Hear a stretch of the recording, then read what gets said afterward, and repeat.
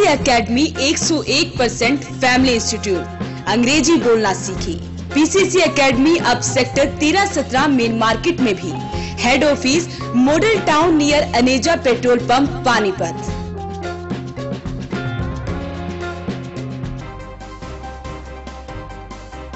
Batra colony में BPL card बनाने के नाम पर लोगों से हो रही थी ठगी। पार्षद पति ने रुकवाई ठगी।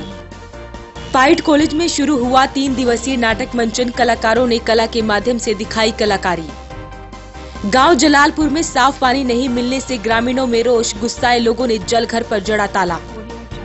पुलवामा में हुए आतंकी हमले के बाद अभी भी लोगों में रोष। जगदम्बा मार्केट एसोसिएशन ने पाकिस्तान के खिलाफ की नारेबाजी। आरपी वेल्टार हॉस्पिटल बस्ताड़ा अब आयुष्मान भारत के पैनल के तहत करेगा मरीजों का इलाज। आईबीएल पब्लिक स्कूल में हुआ पुरस्कार वितरण समारोह का आयोजन। सनोली खुर्द के जिला शिक्षा अधिकारी ने राजकीय स्कूल का किया औचक निरीक्षण। नमस्कार, वॉइस ऑफ पानीपत में आपका स्वागत है। इस वक्त आप देख रहे हैं पानीपत दनादन और मैं हूं आपके साथ सोनम। तो चलिए शुरुआत करते हैं आज की गतिविधियों की। बतरा कॉलोनी में लोगों से बीपीएल कार्ड के नाम पर ठगी की जा रही थी, जिसकी सूचना मिलते ही वार्ड के पार्षद पति ने मौके पर पहुंचकर इस ठगी को रुकवाया। वार्ड 22 के पार्षद चंचल डावर के पति का कहना है कि उनके पास सुबह फोन आया कि बतरा कॉलोनी में कुछ लोग अवैध तरीके से बीपीएल कार्ड के फार्म भर रहे हैं, जबकि उनके पास सरकार की तरफ से कोई भी नोटिफिकेशन नहीं आया है। जिसके बाद उन्होंने मौके पर जाकर मामले की जांच की तो उन्हें इस पूरे मामले का पता लगा।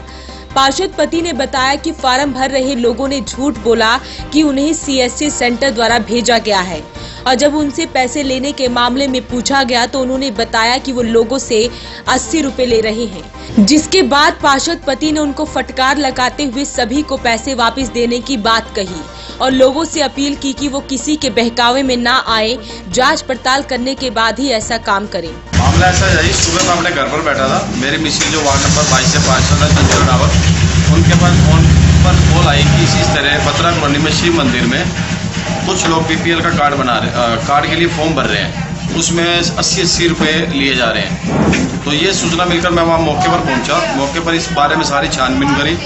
जो वहाँ पर 2 कर्मचारी बैठे थे, भर रहे थे फॉर्म, वहाँ के लोकल शायद रहने वाले हैं, लोगों का कहना था। तो उनसे पूछा कि भाई आपकी ड्यूटी किसने लगाई है, तो उन्होंने ये कहा कि हमारे को सीएससी सेंटर वालों ने भेजा है। भाई मैं कहा फीस अगर उन्होंने भेजा तो 80 रुपये फीस किस चीज़ की है? तो उन्होंने कहा जी 50 रुपये अपना ऑनलाइन के हैं, 20 रुपये का फॉर्म है, 10 रुपये हमारे भरने के हैं। तो मैंने कहा ये तो किसी में लिखा नहीं और ना ही कोई नोटिफिकेशन हमारे को अभी तक मिला जो बीपीएल का सर्वे है। तो मैंने कहा जी आप मुझे इस बारे में बात करवाओ, किसी ने आपको भेजा है? और इन्होंने पता नहीं किसी का नाम जो अपने फ़ोन से फ़ोन करा और मेरे से बात कराई। तो साफ कहता जी हमने तो कोई पैसे के लिए कोई मौका ही नहीं इनको किसी प्रकार का। मतलब इस हिसाब से वो लोग गलत थे, मतलब धांधली कर रहे थे। बिल्कुल बिल्कुल, ये तो सरासर धांधली है। ये तो अब दत्ता कॉलोनी में भी ऐसा सुनने में आ रहा है कि बीपीएल के फार्म बांटे जा रहे हैं, लोग 6-6 से 8-8 रुपये का फार्म बेच रहे हैं दत्ता कॉलोनी में भी, और लोग वहाँ का शायद डिपो होल्डर है जो उनके फॉर्म को जमा कर रहा है। तो हमारे को इस बारे में अभी कोई सूचना नहीं, या ना डीएफएससी की तरफ से ना किसी डिपार्टमेंट की तरफ से। ये सुबह कितने बजे की बात है? ये लगभग सुबह 9:30-10 बजे की बात है। पाइट कॉलेज में आज हरियाणा कला एवं संस्कृति विभाग और रास कला मंच के सहयोग से 3 दिवसीय थिएटर नाटक मंचन का आयोजन किया गया, जिसमें चंदू भाई नाटक करते हैं नाटक को प्रस्तुत किया गया। 21, 22 और 23 फरवरी को चलने वाले इस कार्यक्रम में आज सफीदो रास कला मंच द्वारा चंदू भाई नाटक करते हैं नाटक की प्रस्तुति दी गई। कार्यक्रम में उपायुक्त Sumedha Kataria, member secretary Suresh Tayal, BO Rakesh Tayal, Shubham Tayal, dean student welfare doctor BB Sharma, PRO Om Prakash Ranolia ने कार्यक्रम का शुभारंभ किया।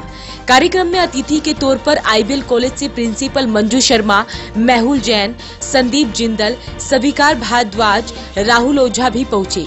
रवि मोहन द्वारा निर्देशित नाटक चंदू भाई नाटक करते हैं में कलाकारों द्वारा प्रस्तुत किए मंचन में दर्शकों ने खूब आनंद उठाया। पटकथा की एक एक बारीकी को हर कलाकार ने जिस तरह से अपने टैलेंट को प्रस्तुत किया वो वाकई ही प्रशंसनीय था। डॉक्टर बीबी शर्मा ने सभी कलाकारों का धन्यवाद किया और बताया कि इन जैसे कलाकारों की वजह से ही आज थिएटर बना हुआ है। वहीं पीआरओ ओपी रनोलिया ने बताया कि 22 और 23 तारीख को भी शानदार नाटकों का आयोजन होगा।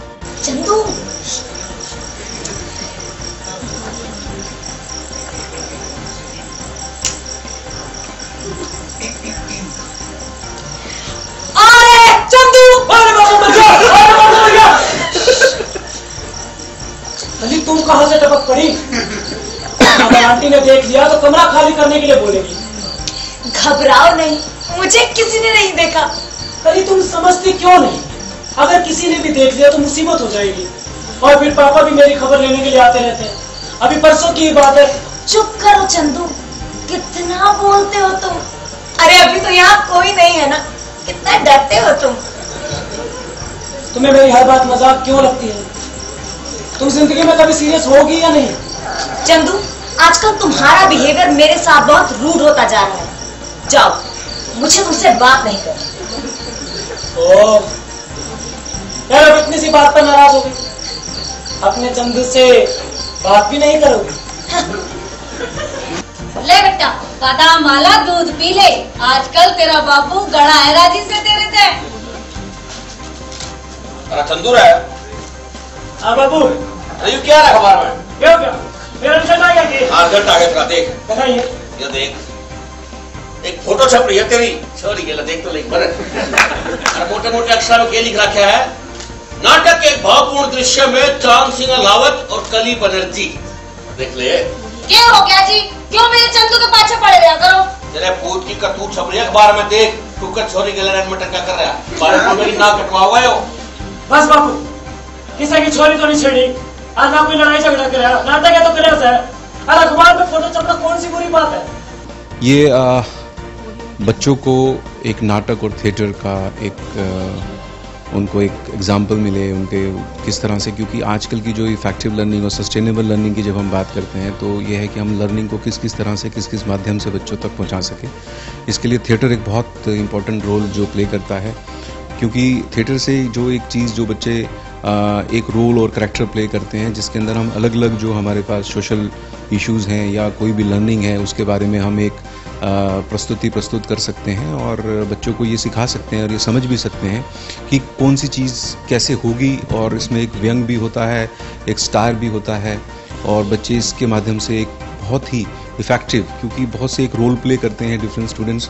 तो हमने एक ऐसे ही एक क्लब को जो रास संस्कृति मंच है उनको बुलाया और यहाँ पे उन्होंने अपनी बहुत सुंदर प्रस्तुति दी। और ये हमारा 3 दिन का एक थिएटर फेस्टिवल है जिसके अंदर अलग अलग नाटक जो हैं प्रस्तुत किए जाएंगे, अलग अलग थिएटर होगा, जिसमें हमारे पास आज हमारे शहर की डीसी मैम सुमिता कटारिया जी वो आज यहाँ उपस्थित हुई और उन्होंने जितने भी यहाँ पे कलाकार हैं उनको प्रोत्साहित किया और बच्चों को संदेश भी दिया कि जो ये कला है ये हमारे अंदर ही है और अब इसको निखारने के लिए जो कॉन्फिडेंस चाहिए, जो पर्सनालिटी चाहिए, वो तभी निकल के बाहर आएगी अगर आप में इच्छा शक्ति हो।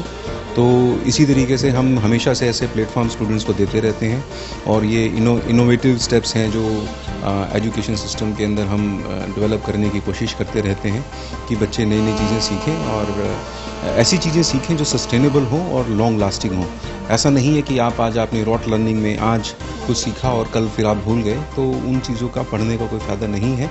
तो क्लासरूम को एक्साइटिंग बनाना है, उसको बोरिंग नहीं करना है और उस चीज़ के लिए यही कुछ स्टेप्स हैं जो हम करके एक चीज़ को रोमांचित और उसके अंदर एक कलर भर सकते हैं और यही हमारा प्रयास रहता है। गांव जलालपुर में लोगों को स्वच्छ पानी मुहैया करवाने के लिए जल विभाग द्वारा कई लाखों रुपए की लागत से 2 जल घर बनवाए गए थे, लेकिन इतने महीने बीतने के बाद भी लोगों को अभी तक स्वच्छ पानी नहीं मिल सका है, जिसकी वजह से गुस्साए ग्रामीणों ने जल घर पर ताला जड़ दिया। गंदे पानी की सप्लाई ठीक न होने से व स्वच्छ जल न मिलने से आक्रोशित ग्रामीणों ने जल घर पर ताला जड़ दिया। लोगों ने सरकार व संबंधित विभाग के खिलाफ प्रदर्शन करते हुए रोष व्यक्त किया है। ग्राम पंचायत व खंड प्रशासन द्वारा जल घर की सप्लाई 1 सप्ताह में ठीक न होने पर जिला उपायुक्त कार्यालय पर धरना देने की चेतावनी दी है। ग्रामीणों ने बताया कि पिछले 4 महीने से जल घर से सप्लाई हो रहे गंदे पानी में कीड़े भी आ रहे हैं। कई बार पंचायत व खंड प्रशासन व जन स्वास्थ्य विभाग को जल घर से लीकेज पाइप से गंदे पानी को रोकने व शुद्ध पेयजल की सप्लाई शुरू कराने की मांग भी कर चुके हैं, लेकिन ग्रामीणों को स्वच्छ पानी प्राप्त नहीं हो सका। मंगलवार को आखिरकार ग्रामीणों का सब्र का बांध टूट ही गया और जलघर के गेट पर ताला जड़ दिया। जलालपुर फर्स्ट के अंदर 3 वाटर पंप है, तीनों का एक ही ज्वाइंट है और जिसके कारण गलियों में पाइप जो है नालियों का पानी उनके अंदर जाता है उस पानी को पीने के बाद लोग बीमार होते हैं। तो इसकी कोई सुनवाई नहीं हो रही? इसकी आज तक कोई सुनवाई नहीं हुई। 3-4 बार हमने इसकी रिपोर्ट कर ली है, कोई सुनवाई नहीं हो रही। घरों में गंदा पानी सप्लाई हो रहा है? घरों के अंदर गंदा पानी सप्लाई हो रहा है, जिससे लोग पीने के बाद बीमार होते हैं। वॉइस ऑफ पानीपत के लिए सनोली से उमेश त्यागी की रिपोर्ट। पुलवामा में हुए आतंकी हमले के बाद से ही लोगों में रोष थमने का नाम ही नहीं ले रहा। आज जगदम्बा मार्केट एसोसिएशन के लोगों ने पाकिस्तान के खिलाफ नारेबाजी कर शहीदों को श्रद्धांजलि दी। कश्मीर के पुलवामा जिले में हुए आतंकी हमले के बाद लोगों में काफी रोष है। एक तरफ आतंकी हमले में शहीद हुए लोगों को लोग श्रद्धांजलि दे रहे हैं, तो दूसरी तरफ पाकिस्तान के खिलाफ नारेबाजी भी कर रहे हैं। लोगों का कहना है कि मोदी जी को जल्द से जल्द इसके खिलाफ कार्रवाई करनी चाहिए और पाकिस्तान को नक्शे से खत्म कर देना चाहिए। हमारे भारत के जो जवान शहीद हो रहे हैं उनके प्रति हम श्रद्धांजलि अर्पित करने के लिए इकट्ठे हुए हैं सारे के सारे। और हम चाहते हैं पाकिस्तान में हमारे 45 जवान मारे हैं, हम उनके 4,500 जवान मारे। हमारी ये दिल की ख्वाहिश है, सारे जितने भी भाई बंधु हैं हमारे यहाँ सब सारे बड़े जोश के अंदर है। ये चाहते हैं पाकिस्तान के साथ जल्दी से जल्दी बदला लिया जाए। आज ये जो हमारे जवान शहीद हुए उनके लिए श्रद्धांजलि अर्पित की है ये जगदम्बा मार्केट एसोसिएशन की तरफ से। पाकिस्तान के प्रति गुस्सा है जो उसने कायराना हरकत की है और उसके जो हमारे वीर जवान शहीद हुए हैं उनके लिए श्रद्धांजलि अर्पित की गई है। पाकिस्तान से किसी तरह की कोई डील नहीं करनी चाहिए। मेरे हिसाब से मोदी साहब को सीधा सीधा फुली अटैक करना चाहिए और पूरा मेरे ख्याल से देश उनके साथ है और किसी से मेरे ख्याल से डील की कोई ज़रूरत नहीं है। और जो भी है मेरे ख्याल से नक्शे के ऊपर से इसका देश का नाम ही हटा देना चाहिए पाकिस्तान का। वक्त हो चुका है एक छोटे से ब्रेक का। ब्रेक के बाद फिर हाजिर होंगे कुछ और गतिविधियों के साथ।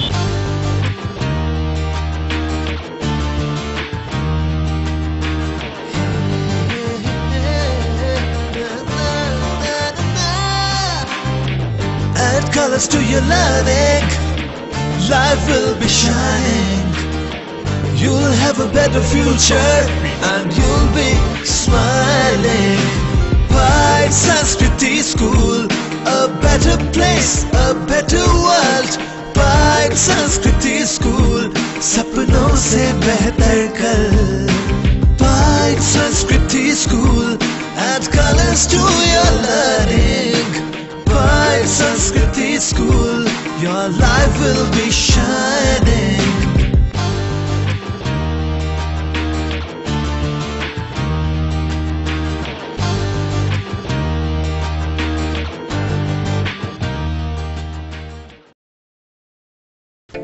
Prayag International School Panipat provides a conducive learning environment, transforming pedagogical practices where learning takes place beyond the classroom, fostering values and acquiring life skills, opening a gateway to a bright future. Admissions are open from class pre-nursery to 10th and attractive scholarships are being offered on merit basis. Scholarship test is held on 17 March 2019 at 11 am. For further details, please contact Prayag International School. Hyderabadi general अस्पताल एवं nursing home Sanauli road Panipat में अब 24 घंटे सभी प्रकार की हृदय रोगियों के लिए उचित दरों पर कैथ लैब सुविधा शीघ्र खुल रही है। आधुनिक मशीनों द्वारा हृदय का इलाज। Doctor Sunil Kumar Sofat, DNB cardiology.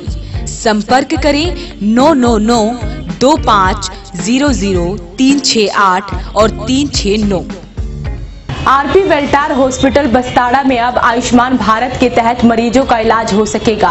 अस्पताल के MD गुरमीत सिंह ने पत्रकार वार्ता के दौरान बताया कि सरकार द्वारा उन्हें आयुष्मान भारत के पैनल पर लिया गया है। आरपी वेल्टार हॉस्पिटल बस्ताड़ा में अब प्रधानमंत्री नरेंद्र मोदी की आयुष्मान भारत योजना के पैनल पर आ चुका है। अस्पताल के मैनेजिंग डायरेक्टर गुरमीत सिंह ने बताया कि आरपी वेल्टार हॉस्पिटल बस्ताड़ा स्थित एकमात्र हॉस्पिटल है जो कि आसपास के 50 से भी अधिक गांवों का एकमात्र प्रधानमंत्री नरेंद्र मोदी की आयुष्मान भारत योजना के पैनल वाला हॉस्पिटल है। उन्होंने कहा कि वो अब तक 45 फ्री हेल्थ कैंप लगा चुके हैं। इन फ्री हेल्थ कैंप में free medicine, free I of gynae checkup, दांत की जांच, free physiotherapy advice, free medical counselling एवं फ्री ब्लड प्रेशर के साथ फ्री शुगर की जांच भी करते हैं। हमारा हॉस्पिटल गरुंडा का एकमात्र अस्पताल है जो आयुष्मान के पैनल पे आया है।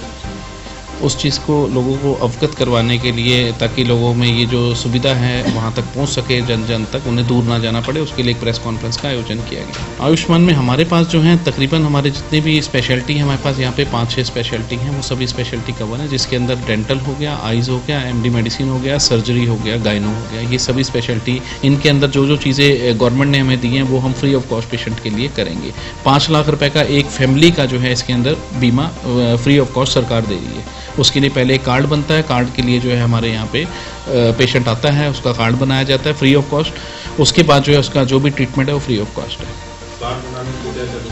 कार्ड बनाने के लिए कुछ नहीं चाहिए, उनके जो भी पहले जो 2011-12 में जो भी सरकार ने उनकी डिटेल ली होंगी वो हमारे कंप्यूटर पे हैं, उस डिटेल से चेक करके हमारा आयुष्मान मित्र जो है उसका कार्ड बना के देता है, और वो कार्ड जो है एक तरह का इंश्योरेंस कार्ड है। उसके बाद वो जो है वैलिड हो जाता है हमारे यहाँ पे इलाज के लिए।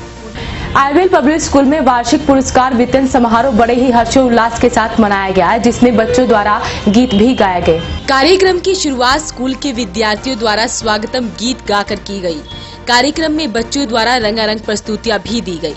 कार्यक्रम में आईबीएल एजुकेशन सोसाइटी व प्रबंधक कमेटी के उप प्रधान Ashok Nagpal, IBL public school के मैनेजर युधिष्ठिर मिगलानी, सचिव रवि गोंसाई, कार्यकारिणी सदस्य लक्ष्मी नारायण, कार्यकारिणी सदस्य शानुलाल अग्घी, रवि हाई स्कूल के प्रधानाचार्य जवाहरलाल, एवान हाई स्कूल के प्रधानाचार्य राजेश बत्रा ने कार्यक्रम में मुख्य अतिथि के रूप में शिरकत की। पुरस्कार वितरण समारोह में शिक्षा के क्षेत्र में व खेल कूद के क्षेत्र में विद्यालय का नाम रोशन कर चुके विद्यार्थियों को सम्मानित किया गया। वहीं कार्यक्रम में पिछले वर्ष में सर्वश्रेष्ठ सदन के रूप में नेहरू सदन को भी पुरस्कार देकर सम्मानित किया गया।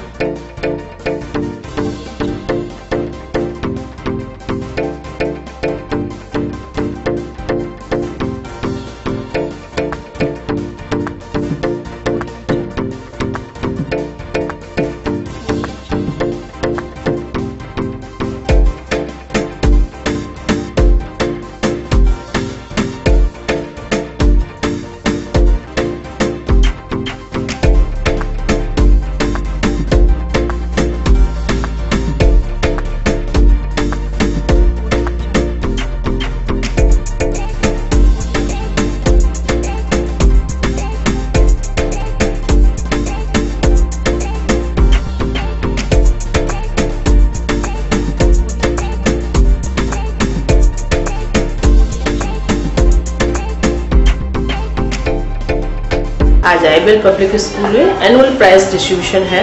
जैसा कि आप लोगों को मालूम ही है कि हमारे जो बोर्ड एग्जाम के जो प्राइजेस होते हैं, एकेडमिक प्राइजेस, वो हम अपने फाउंडर डे पे देते हैं। लेकिन जो बाकी क्लासेस हैं, नॉन बोर्ड क्लासेस हैं, आज उनके बच्चों के जो भी अचीवमेंट्स हैं, चाहे वो स्पोर्ट्स में है, चाहे वो एकेडमिक्स में है, चाहे वो हाउस एक्टिविटी में है, तो उनके लिए प्राइज डिस्ट्रीब्यूशन एक रखा गया है, जिसमें बच्चों की कुछ अपनी प्रस्तुति भी है और वो प्रस्तुति बहुत मनमोहक रही और सभी पेरेंट्स का भी इसमें भागीदारी बहुत अच्छी रही।